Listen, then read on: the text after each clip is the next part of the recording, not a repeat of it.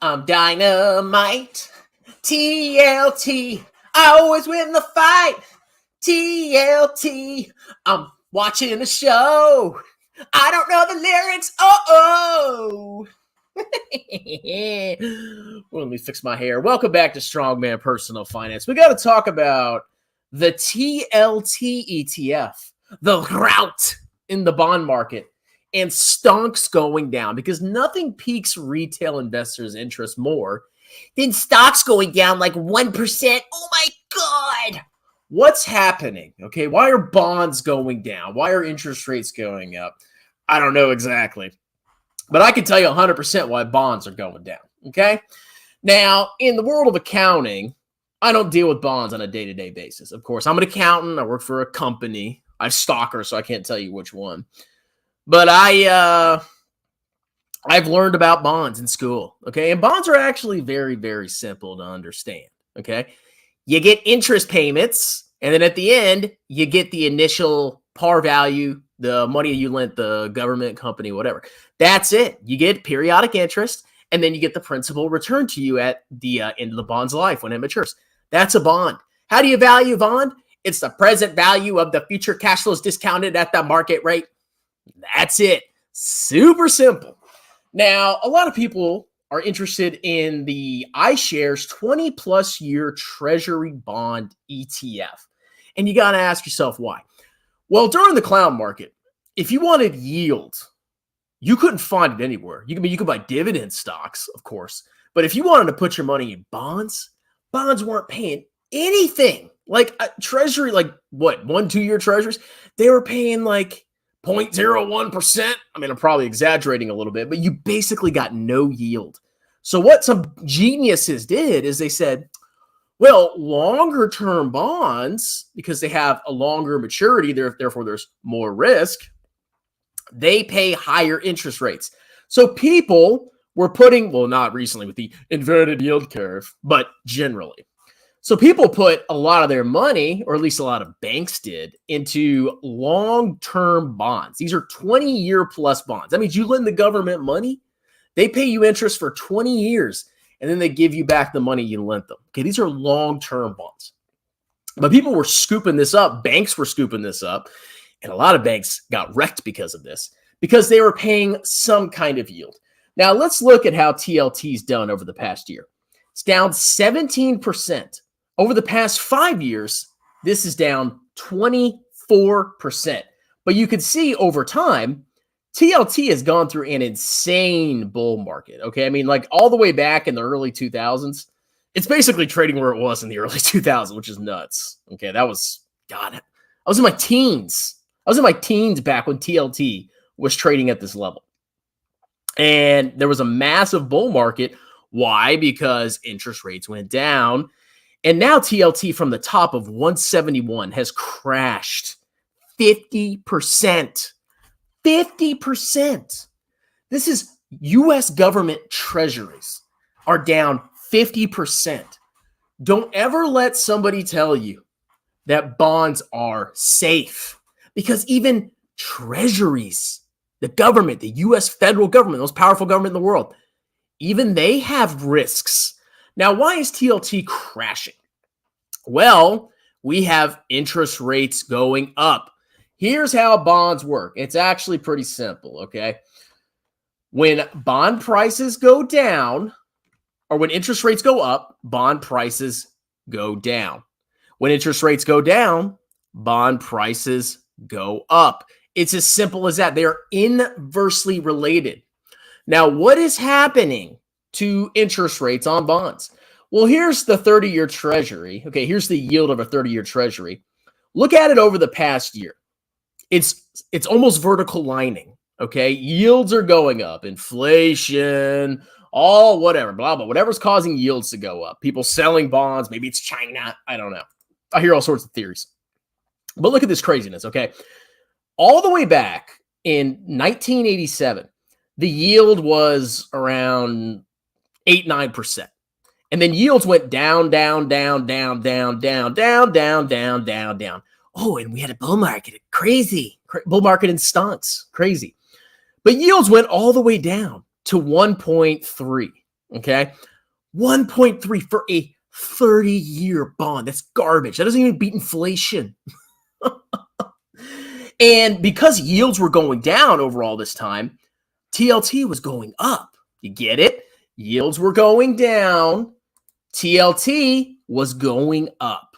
That's how it works. They are inversely correlated. And now yields bottomed, and in the past year, they're vertical lining. Okay? Now, when yields go back up, bond prices go down. And the longer the maturity of the bond, the more sensitive it is to interest rate risk. Now, if you borrow a bond, or let's say you buy a short-term treasury from the government, it's like, what are the denominations? A couple of weeks, you can do a couple of weeks, blah, blah, blah. If the government's going to pay you back in a couple of weeks, fluctuations in interest rates really aren't going to hurt you that much, okay? Because you're getting the principal back in a couple of weeks. What if you're not getting your principal back in 30 years? What if you have a bond that's paying 1.8% interest, but then everybody else is now getting 4.9? Is your bond worth less or more?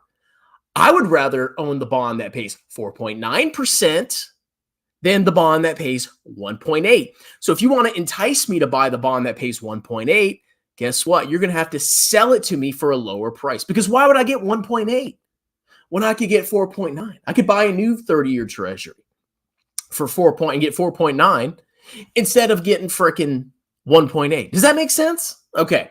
So TLT is absolutely, like, this is crazy. I mean, look at this. Holy crap. 50% down. Now all the clowns are like, is it time to buy TLT? Is the dip going to keep dipping? I don't know. Here's the problem, okay? People were saying, oh, the Fed raised rates, but then, inflation's going to go away, and then they're going to cut rates, and then bonds are going to vertical line, and stocks are going to vertical line. That's basically how everybody was operating. It's like, oh, they're going to raise rates for a couple months or a year or whatever, and then they're going to cut rates down to zero. And I think everybody was kind of operating in that mentality. Now the market's starting to realize, oh, wait a minute. Maybe inflation is more persistent. Maybe rates are going to be higher for longer, and we need to reevaluate how much we're paying for stocks. We need to reevaluate the risk-free rate. We need to reevaluate everything. And now that's what the stunk market is basically doing, okay? You notice stonks are going down recently. It's because of fears over interest. I think that's part of it, okay? It's probably a big part of it. I can't 100% predict why, but that's probably a big part of it, okay? So you look at TLT and you're like, whoa, it dipped. What if rates keep going up, though? What if rates go to 8%, 7%, 8%? Is that out of the realm of possibility? It's happened before. What do you think is going to happen to TLT if rates go to 7%, 8%? How high are rates going to go? I have no freaking idea, okay? So if you're sitting there and like, well, TLT went down, so it's going to come back up. I'm sure at some point the Fed's going to cut rates. I have no idea when. I don't know how high rates are going to go. You can still get your butt clapped investing in TLT. I can 100% guarantee you that if rates continue to go up. Now, let's look at the holdings of TLT. I was actually able to download all the holdings, okay? So you can see it's a lot of crap on here. Let's focus on a couple things. So we see the names. So they basically have treasury bonds and treasuries. Okay, that's what they're invested in. Look at the market value. Let's look at this column here in yellow. And then we'll do the par value in green. So the par value is what's actually on the bond. At the end of the bond's life, you're going to get that amount back. Okay, that's the par value. Imagine a certificate. And they say this is a $10,000 bond. That's the par value. Look at the market value of this first row versus the par value. It's plunged, okay? It's halved. It's gone in half. And this is 9.23% of the portfolio. The next one down, 7.25%. Down by almost half. Look at the yield to maturity. The yield to maturity is basically what the market rate is. Basically, okay? A rough approximation. Look at the coupons. Look at this right here. The coupon is what it's actually paying. So we go over here, and the most heavily weighted bonds, they mature in 2051. They're paying 1.88%. Rates now are 4.9 something percent. That's why TLT is going down. These coupons are garbage. Okay, the highest coupon, it looks like, what is the highest? Well, they got one here for 5.3. Let's see. Yeah, that hasn't dropped as much in value. But generally, the lower the coupon, the more you're going to see the value drop because they have an inverse relation. Look at this 1.25. So the par value is 611.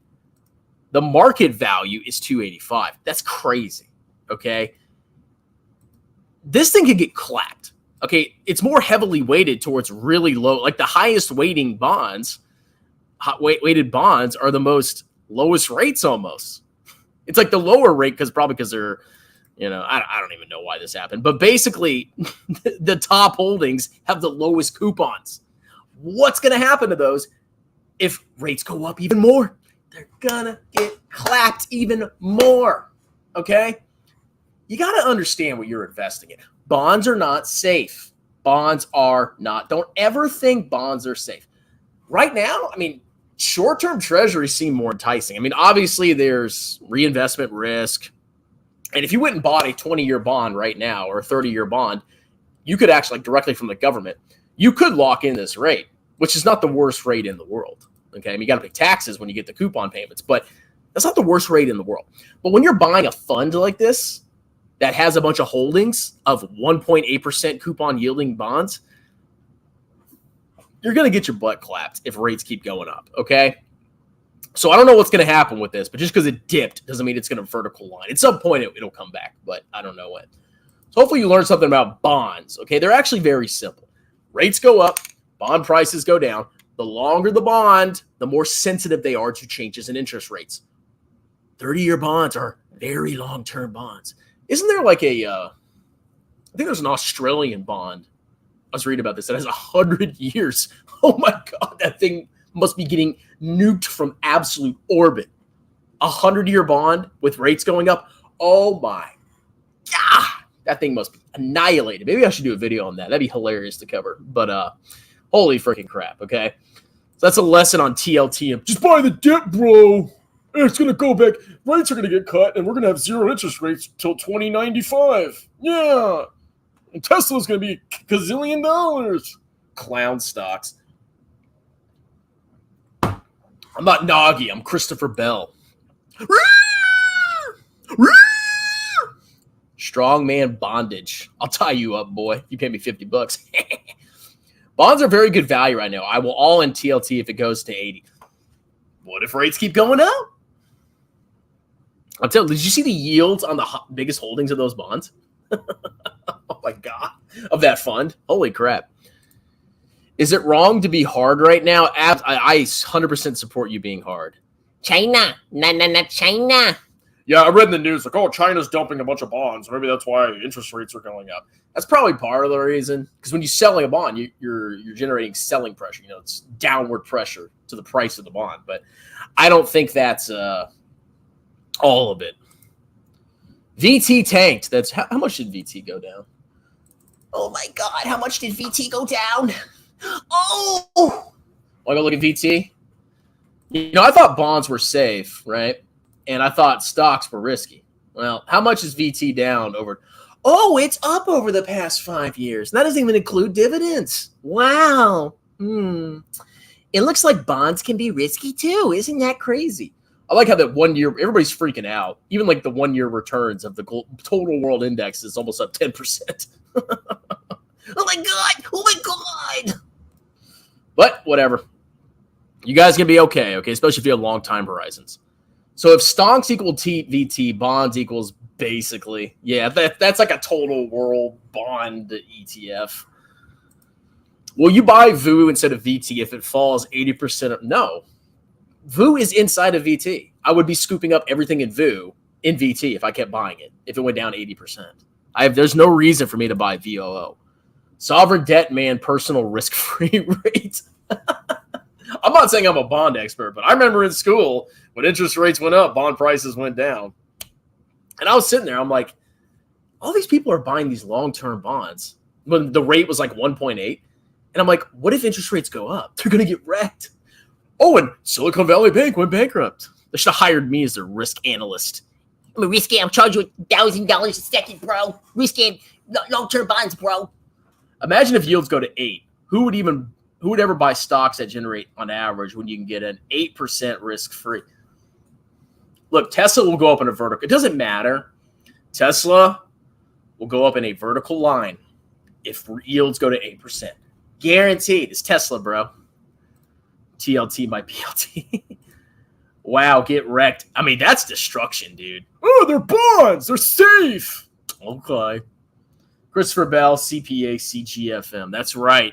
It's my word salad. Savings accounts are paying 5%. They are. The holdings of TLT is weighted based on the amount of bonds outstanding of that maturity period. The U.S. has been selling more bonds, so there's more 2051 bonds relative. Oh, okay, that's interesting. But yeah, you can see the top weightings are like really low yielding bonds. Like it's woo. Now, eventually, as the U.S. issues more bonds at current yields, like they're going to be scooping up more and more and more of the high yielding bonds. So over time, TLT will probably be fine.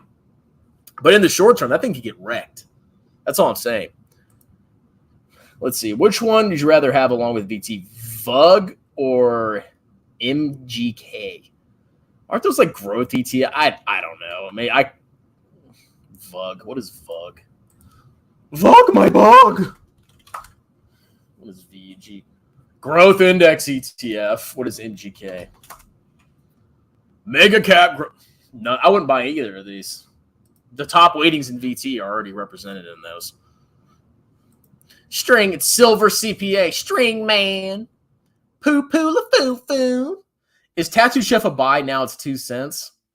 It's possible. You got to do some analysis, bro. You should put all your money in it. What do you think?